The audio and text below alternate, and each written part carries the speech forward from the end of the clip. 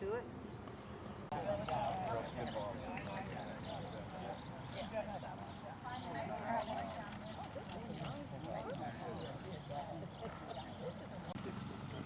My name is Mark Gomez. I'm here representing Manchester Parks and Recreation. It's wonderful to see so many people here today to officially dedicate the entryway into Prout Park as General Richard Vercauteren Way. I'm going to keep my remarks short. We have a lot of speakers today, and I will let those who knew General Vercauteren speak about his life and outstanding accomplishments. I do want to acknowledge a few local folks first. Here with us today is Senator Lou D'Alessandro, whose letter to Public Works Director Tim Clorty got the ball rolling on this honor. Director Clorty, I believe, is coming today, perhaps not here. Oh, all right, he's going to making a dramatic entrance soon. Deputy Public Works Director Owen Friend Gray is here in the back. Also joining us today from the Mayor's office will be Marina Voss. And Ward Alderman Mary Sullivan Heath is here as well in the back. And finally, I want to thank Janet Horvath of Parks and Rec for all the work she's done to help bring this event to this point. Thank you, Janet.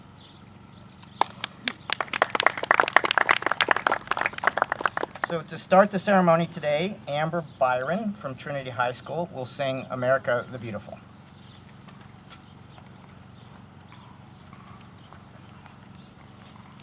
Oh, beautiful for spacious skies, for amber waves of grain, for purple mountain majesties above the fruited plain. America, America, God shed his grace on thee, and crown thy good with brotherhood from sea to shining sea.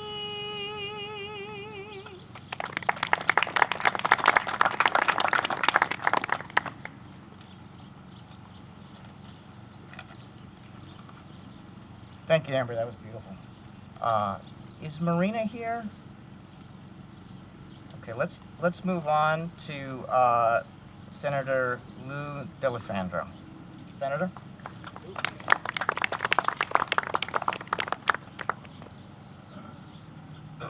Thank you very much.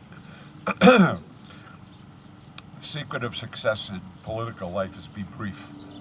So I'll try to do that. I knew Dick Vercauteren at Bishop Bradley High School, where I was the football coach and the baseball coach, and also taught civics. And remember him well as a runner. And there were two things I mentioned to his wife that I remember. A is the haircut, and the haircut never changed. He had a buzz cut from the get-go, and he did the last time I saw him. And remember him running for Bishop Bradley. And in those days, we had 1,000 boys at Bishop Bradley High School. Right now, they're crowded with 200. We had 1,000, and it was a great place to be. Good camaraderie, good fellowship, and good kids. And I think that's the key. And Dick Vercauteren was a good kid, quality kid, and his service to our country is just unreal. Spoke with him. Joe McDowell and I had lunch with him at the back room, and he was telling us about his work in Somalia when he was the last remaining American force there. He held it at bay while the American troops withdrew. And Joe said to me, and I'll never forget this, Joe, you know, we should do more for Dick Vercauteren. He's been such a good public servant, and we should do more for him. And the fact of the matter is, we forget people. And we really shouldn't do that. So when we heard that he passed, it was incumbent upon us, my wife and I, and certainly with his wife, to do something. So, Joe, you are the guy that started it all years ago, and remembering what people do. So that's what we're here for. That's what the Manchester has been very helpful. Timmy, thank you for the work you did in terms of getting this done, and thank all of you for coming. And a special thanks to his wife, Gail. Just magnificent. I'd say one thing: if there is a if there's a spot in the Marine Corps for another 4-star general, it's Gail Vercauteren. Thank you.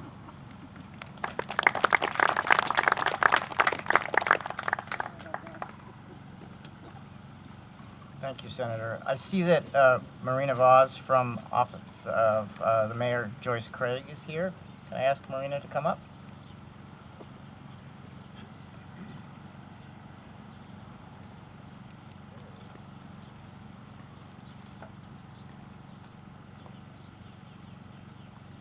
Thank you, Mark. Good morning. Please accept my apologies for not being able to join you in person today due to a conflict in my schedule. As we gather here to dedicate Vercauteren Way in memory of the late Brigadier General Richard Vercauteren, or Dick as he was better known, themes like dedication and service come to mind. Dick was an avid sportsman, favoring baseball and football as well as hockey. He also excelled at track and broke several records during his high school years. As it turns out, it's no coincidence that Vercauteren Way leads you to a baseball field. After graduating from Providence College in 1967, Richard enlisted in the Marine Corps, joining fellow servicemen and women in fighting for and protecting our freedoms abroad. Throughout his career with the U.S. military, Richard rose through the ranks and was promoted to Brigadier General before retiring, receiving numerous accolades recognizing his bravery and dedication.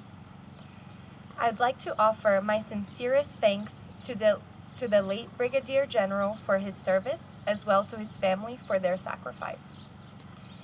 I would also like to recognize Dick's service to the City of Manchester and our city's residents. Earlier in his career, he was a dedicated employee of the city's highway and waterworks departments. Dick's spirit of service is emblematic of the Manchester spirit. His dedication to delivering for his neighbors has helped make our community a better place. I would like to take a moment to acknowledge and thank Gail Vercauteren, Dick's wife, who so thoughtfully organized this dedication today, allowing us to share in celebrating Dick, his work, and his enduring positive impact on our communities. I would also like to recognize Senator Lou D'Alessandro and our Parks and Rec Department for their work in making this happen. Thank you.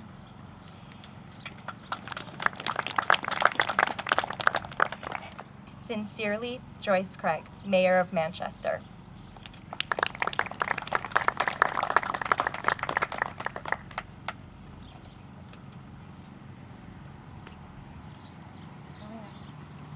Thank you, Marina. I'd now like to invite Joe McDowell to come up and speak. Morning. My name is Joe McDowell, and I've known Dick Vercauteren since grammar school, or knew him since grammar school. And when I was asked to come speak about him, I was happy to do it.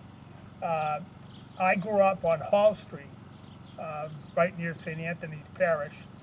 Dick grew up on, I think it's Norcross Street, which is just around the corner. And he went to St. Anthony's, and I went to Our Lady of Perpetual Help for grammar school.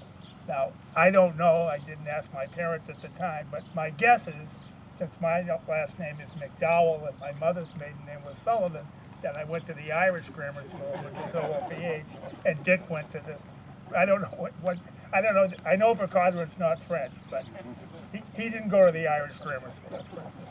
So OLPH used to be right over there, about 400 yards from here, and that's where I went to grammar school, and that's somewhere along that way, that line, I met Dick Vercauteren. I knew him in grammar school.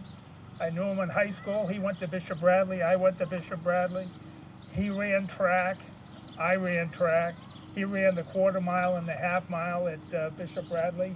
I ran the quarter mile and the half mile at Bishop Bradley, and I was a year behind him. And I can't say that he had any influence on me running, and we were competitors, because we went to all boys Catholic high school and all boys Catholic college, and it was a different world. So when I went to Providence College, he was already there a year ahead of me, and he ran the quarter mile and the half mile for Providence College.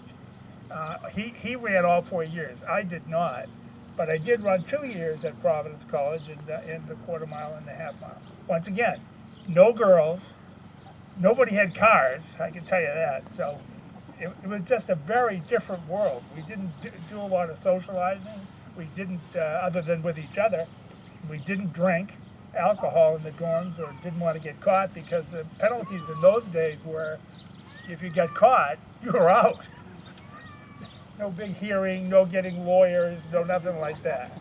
So it's only when the number of lawyers that we had all over the place increased greatly, that you saw lawyers fighting over everything. That includes me. So I knew Dick in college, and we were fortunate. We had Providence College. They had very good athletic teams in those days. They have good athletic teams now, but they had a very good basketball team, and it was right on campus. We had a small gym, probably about the size of St. A's gym, and we had I think when I was a first-year student and Dick was a second-year student, Providence College won the first 22 games in Division I basketball, and I think they ended up 24-2, and they had 3 or 4 terrific players who ended up playing in the pros. And so there was a lot of school spirit, a lot of camaraderie, some entertainment by going to the gym that was in the center of campus. Anyway, so Dick Vercauteren was always, the idea was to be a gentleman, a good student, and not cause problems. And the discipline at Providence College was, I don't want to say it was strict. It wasn't as strict as Bishop Bradley, but it was strict. And Dick towed the mark, and he was a very good student and a very good athlete, and just a very nice man. And then after he finished his education, he got some more education after Providence College, and then he embarked on his military career. I can't tell you how many tours of duty he did in Vietnam, but I believe he did at least 2 or 3, and there'll be others who will know that better than me. But he was always someone that you could be proud of, set a good example, always polite, always gave it his best. And I've always kept in touch with him. When he would come home to Manchester, I would get together with him. As Lou said, we got together just a few years ago and went to lunch. I would see him around, and as I said, it was a much smaller world. We didn't have, I don't know when he first got a car, but I didn't get a car until I think I was a senior in college. And so you didn't have the socializing that you used to have, and you were all very respectful of each other.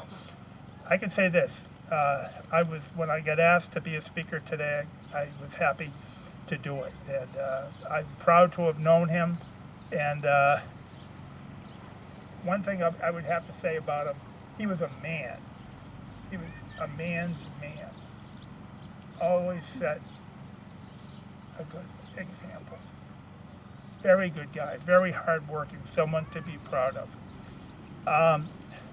And when I was asked to do this, I was happy to do it. So I'm not going to bore you to death. One thing for sure, we all worry when we have to give a speech, but by tomorrow you won't even remember my name, let alone what I said. So, and maybe I won't either. Thank you.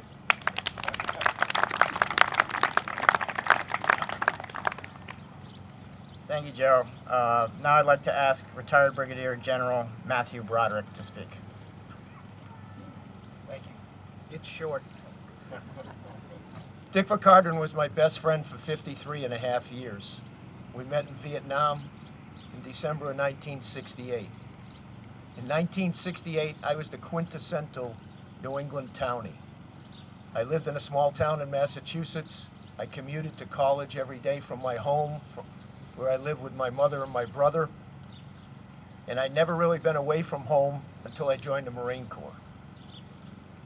Back then, and most of us will remember it, back then in 1968, no true New England townie would ever consider leaving New England during Thanksgiving or Christmas. They were sacrosanct, and you just never would do it. So you can imagine my horror when I received a set of orders from the Marine Corps to report to Vietnam the week before Christmas, 1968. As I sat there contemplating my orders, I wasn't really sure what to do. I knew those guys in Washington, D.C. all knew that both Thanksgiving and Christmas originated in Massachusetts, and they had no right sending a townie like me to Vietnam during the Christmas holidays. But before I could contemplate that for very long, I found myself standing in the rear area of the 2nd Battalion, 9th Marines in Quang Tri, Vietnam. I was really homesick. I was really down. The battalion was in the field. There were very few people around. When all of a sudden around the corner came a young guy, another second lieutenant, saw me, stuck out his hand, said, "Hey, you must be new to the battalion. Welcome aboard." Then he stepped back and he said, "You don't look too good. Are you sick?" And I told him my woeful story about being away from New England for Christmas and how I was having a hard time handling it. He put his arm around both my shoulders and said, "My name's Dick Vercauteren from Manchester, New Hampshire, and I went to school at Providence College, Rhode Island. So I'll tell you what, I'm going to help you get checked in, and then we're going to have a New England Christmas together." That was it. Friends forever. Homesickness was gone. And that's how I met Richard Vercauteren.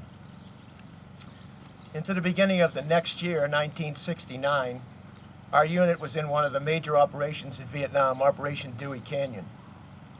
During that time, Dick's platoon was the lead for a company-sized patrol in the Ashaw Valley when they underwent heavy enemy fire from North Vietnamese regulars. It hit a few of Dick's men. He was able to get the platoon down. He set up a base of fire, and while he was doing an envelopment, he noticed that one of his Marines was wounded and lying out there in the enemy fire. Disregarding his own safety, he ran out there through the enemy fire, grabbed that Marine, dragged him back to safety, and saved that Marine's life. And for that, Dick got the Silver Star Medal. We continued to operate in Vietnam for a good portion of 1969 until we were pulled out and moved to Okinawa, Japan, as part of the Nixon's withdrawal of U.S. force from Vietnam.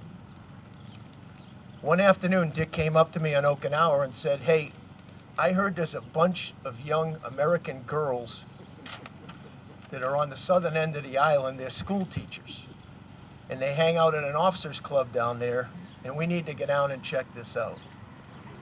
I said, "Okay." So that evening we headed south, went down, found the officers club. As we walked in the door, Dick just froze up. It was like love at first sight. He reached around, grabbed my arm, walked me over to this young redheaded girl that was sitting at the bar talking to her friends, and introduced himself and me to his future love of his life and his wife, Gail Vercauteren, who I've known now for 54 years. Dick was one of the smartest people I knew. He had a great brain, incredible mind, and he had an uncanny way of remembering names. He would sit down and tell me the names of almost everybody in his graduating class at Providence College. He remembered the names of every officer that he ever served with, regardless of service or nationality. But what he was most proud of was, and he used to smile when he did this, he could remember the names and the positions of all the kids on his Manchester, New Hampshire Little League baseball team back in the 1950s. Dick was a wonderful man, a great Marine. He's going to be missed by his family, friends, and the Marine Corps is missing a great warrior. And I'm missing a good friend. But I know someday, hopefully, we'll meet, not too soon. And when we do, maybe we can pull Liberty one last time together, though it'll probably be a little quieter up there. Thank you very much.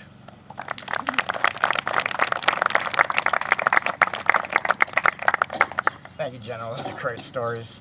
Now it's my privilege and pleasure to introduce Richard Vercauteren's widow, Gail Vercauteren. Gail.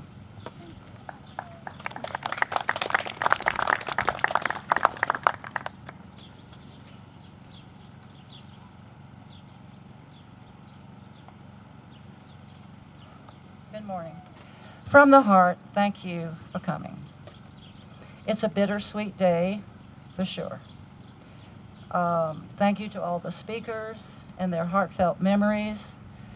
I've heard stories through the years. Joe, a little editing here. I don't know if you were on the overnight trips to New York City to get a beer or two, but I know Dick was. Providence wasn't that strict. They didn't know. I might have been here at 12. So I get it.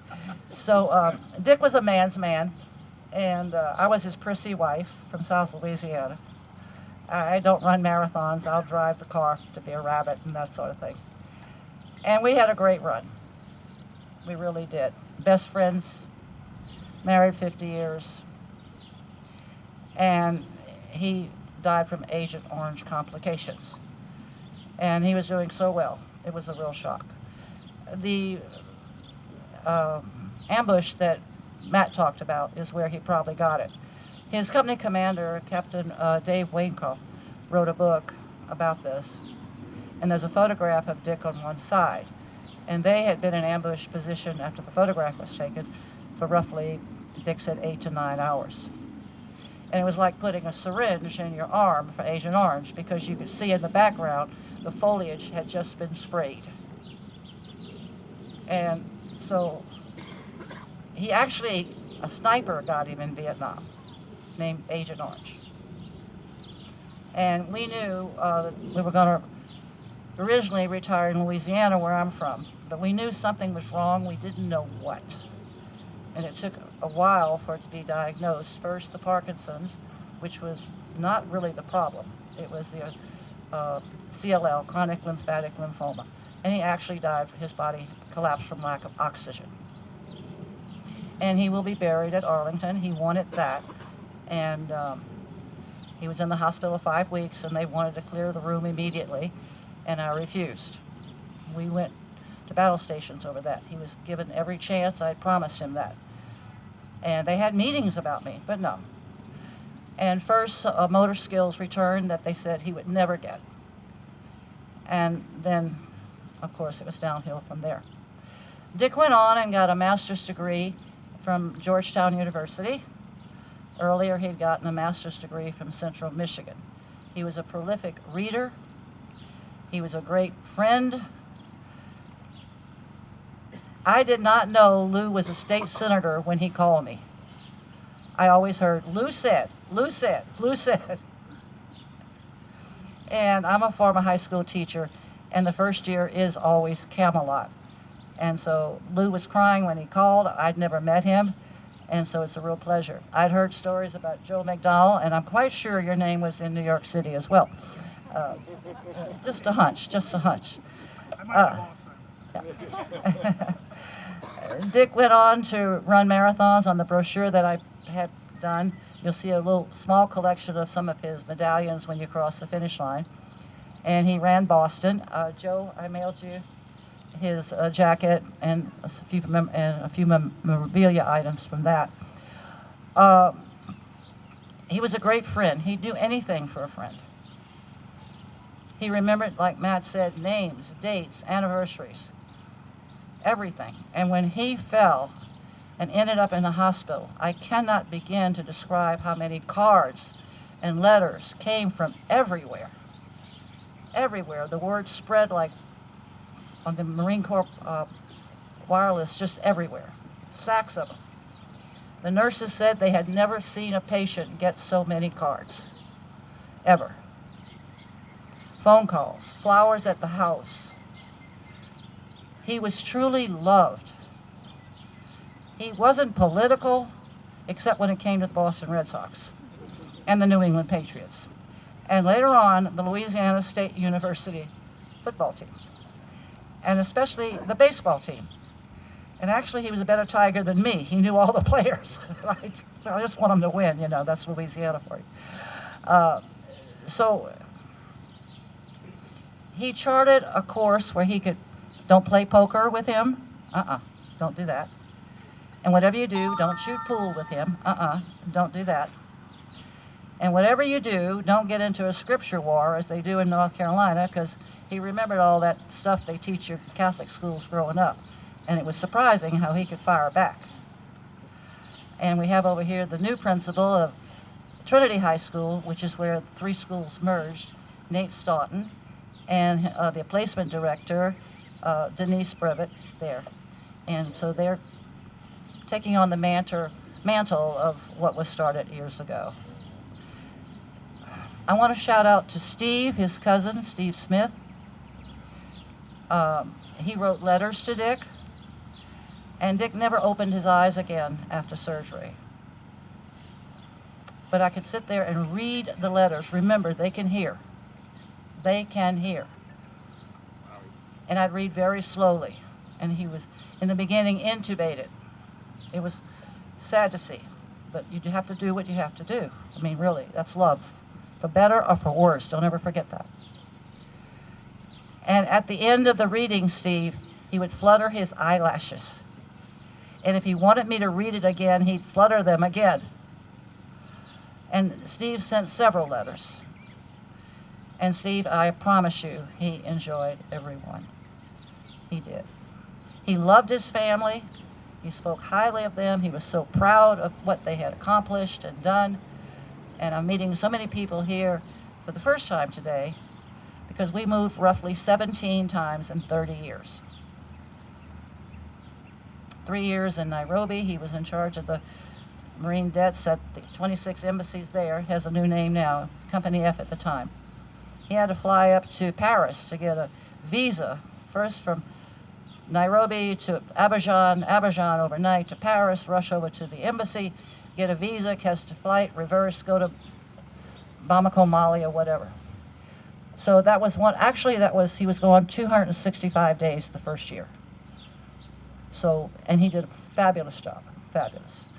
He never had an AD, an accidental discharge. Never lost a Marine, ever. Circumvented South America, the first UNITAS, 26 perfect landings, received the coveted Holland M. Smith Award. I believe I put a photograph in that thing there. Navy League brought us up to D.C. Hilton for a long weekend. And we didn't have much money back there, so yeah, we ate a lot for breakfast. And they gave him a watch, which he was extremely proud of. Okay? He was the aide to Lieutenant General John Miller at FMF Norfolk rather. And General Miller is now 95 years old at a retirement home outside of Byron, Texas. I forgave him because my niece attended Texas A&M. We didn't win them all in Louisiana. What could I say? General Miller called me in hysterics when he found out. Why is it I'm always falling and they just blew me back and Dick's dying? Good question. There was medication for the CLL, but it wasn't prescribed in time, and I'll let it go at that. So, one of his favorite tours was 3rd Battalion, 2nd Marines. And that was the first photograph I saw him do the Australian rappelling, face down.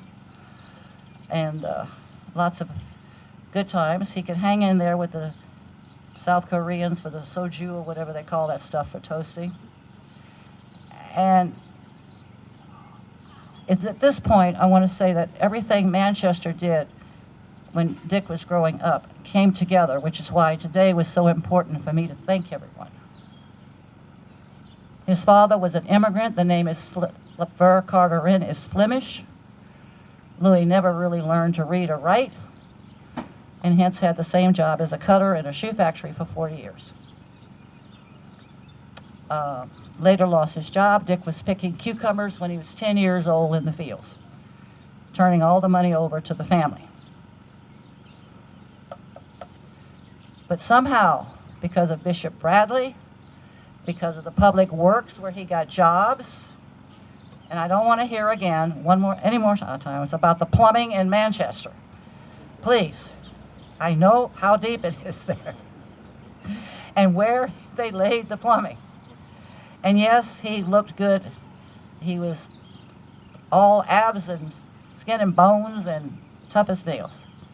And he never, ever gave up. Ever. And that's the message for this little street today. Because hopefully there will be kids coming this way who only want hope. They want that game. They want to hear play ball. They want to be on a team, a real team that talks about baseball and stuff like that. And they want to have fun. And they don't want it to cost money because they probably don't have much. And so everything in Manchester came together. And without what you guys did in Manchester, and I mean this, I never, ever would have met this wonderful man. Never. My father was an attorney. I sailed on through. But we understood each other. I am so proud of him. You have no idea how hard he worked. He loved his family. He loved Manchester. We went all over the state. That highway called the Kakamega Highway. I think I'm in the Guinness World Book of Records for going down and hearing how wonderful that highway is. Boston Red Sox, you know, I don't have to go into that. Okay, you got it. That was, he even had a lamp he turned on to bring good luck for the game. He had a special jacket he wore for the game. He also had one for the Patriots. He had one for LSU. And when he could get ESPN Providence, he put theirs on. Right, Joe? Yeah. We all do. He enjoyed a can of beer, good game of poker, knew how to sucker players in, just sat back, let a few hands ride, and that's how I got this ring. Thank you. Penny ante poker. Dime stuff, nothing. He didn't play big. And he only played once in a while because he didn't have that much time. He never thought he would leave New Hampshire. But when he and the Marine Corps met, that was this, I don't know, I'm trying to get first place here. Love at first sight. He loved the Marine Corps. There was no way he was going to go back when there was the Marine Corps. Marine's Marine, yeah. And thanks to Headquarters Marine Corps and General Broderick for the paperwork, we have here 6 Marines up from 3 from Boston, as I understand it, and 2 from here. The Marine Corps approved attending. I'd like for you to stand, please.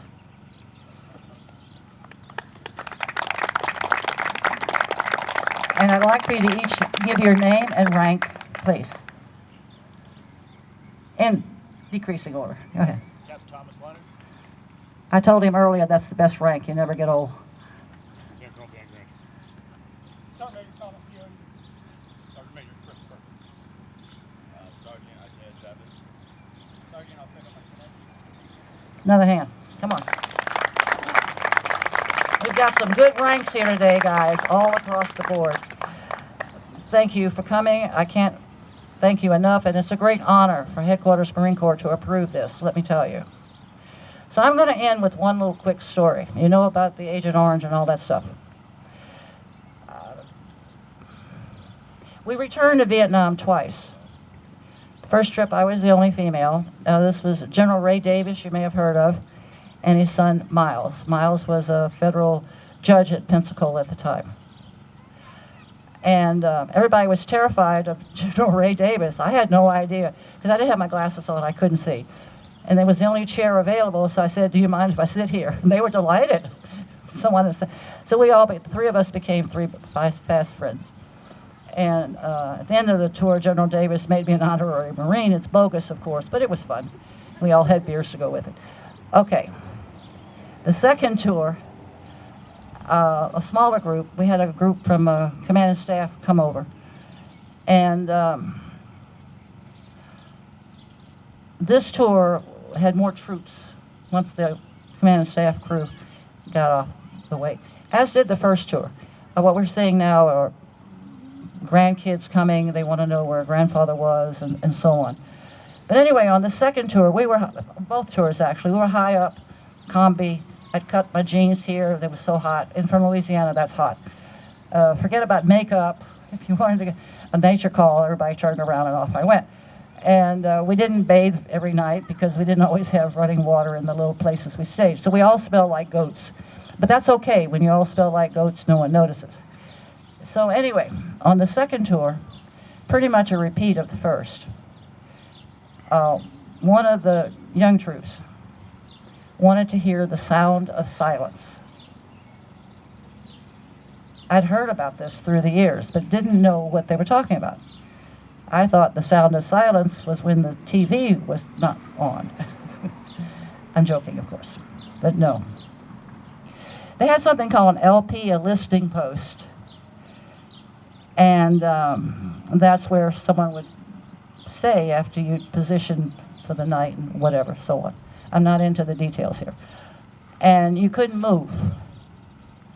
No nature calls, no moving, nothing.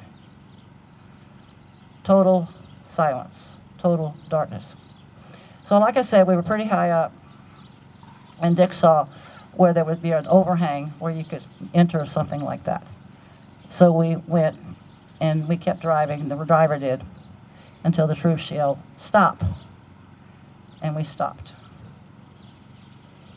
For about 4 minutes, we sat there.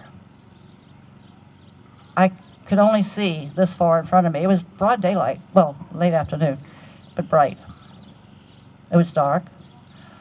Nothing moved. Nothing. You're dripping with perspiration. You can't move to wipe it away because you could be giving away a location, and Marines don't do that. No. Is this communicating? Are you getting it? Do you understand what it would be like, pitch black, and you can't move because the Vietnamese could be in the area, they could hear you, and there they are trying to get some sleep with boots on, and they would be overrun. Very important position. So everybody was happy when we moved on. And we went down, and as it turned out, in this part of Vietnam, they have the pineapple that's sold and offered in 5-star hotels. Sweet and delicious. Sat on the side of the road and had roasted corn ears and so on. And all the former troops, hey, some of them were millionaires at this point. Come on. They all went back to what they experienced at that rank. And we had great stories. I'm going to conclude with this. And this is the tough part. Okay, here goes. I never thought I would hear the sound of silence again. When Dick didn't proceed into cognitive skills returning, I knew the time was coming. He did not want to be a vegetable. And only I could make that decision. And even though you know it's the best decision, it's still a decision. It ends a life. Your husband's life. So I'd visit, and I could lean over and hold his rail, his hand, and kind of touch his head, not too much because there was scarring from the surgery. But he had never closed his lips before. He couldn't. And the second to last time I was there, he closed his lips, and I leaned over and kissed him. The next day, I returned. And when I took his hand, it was weaker, a lot weaker. And I remember leaning over, and the tears are falling, but I heard nothing. The nurse's station was quiet. There was no one in the hallway. And in that moment, I had my sound of silence. I still remember it. But I'm looking down at him, and he did something unbelievable. He wasn't able to speak, but he mouthed the words, "I love you." And with that, his hand slipped. And I knew it was over. He couldn't win this fight, but he did manage that. And when I talked to the doctor, there had been 2 days later 2 spurts of activity in the brain. One for the last kiss, and one when he mouthed, "I love you." And I leaned over, well, that would be the last kiss here. And so, take his life as a good run. It's not the rank, it's the journey. It's the friends you meet along the way, whether you're civilian or military. I had a niece who died, beloved niece who died in a car accident in Louisiana that never should have happened, just bad driving. So you never know. There are no rules here. So hug your loved ones. Support your community projects. Get out there with the kids and go visit a game just for the fun of it. Take leave if you can. You can't always do that. It's not a country club. I understand that very well. But back here is one of Dick's hearts, the Marine Corps. This ballpark, play ball, part of his heart. This magnificent city, part of his heart. This gorgeous state, part of his heart. Somehow, everybody got it together. And here we are today. Matt, Lou, mayor's office even called. There was something, when Dick was CG, that stuff happens. The schedule just bumps along. Joe, Matt, blessed Matt. Thank you to Amber from Trinity for singing, to the Janet, everyone. Marina, I wish you luck. Sweet girl. Lovely mayor. Can't thank her enough. This is where Dick's heart is. All of you sitting here, and me. And you have a heart. Share it with others. Please. Manchester, Janet, press that button. Thank you for everything. Okay, here comes the finale.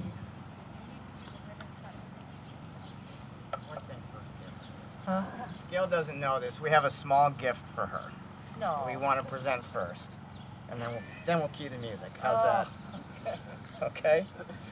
Thank you. The actual sign is on the entrance, but this sign has been made for her to take home, Oh, that's what that was about. and so that we can do ribbon cutting here as well. It's a replica of the Oh. Swiss. Thank you.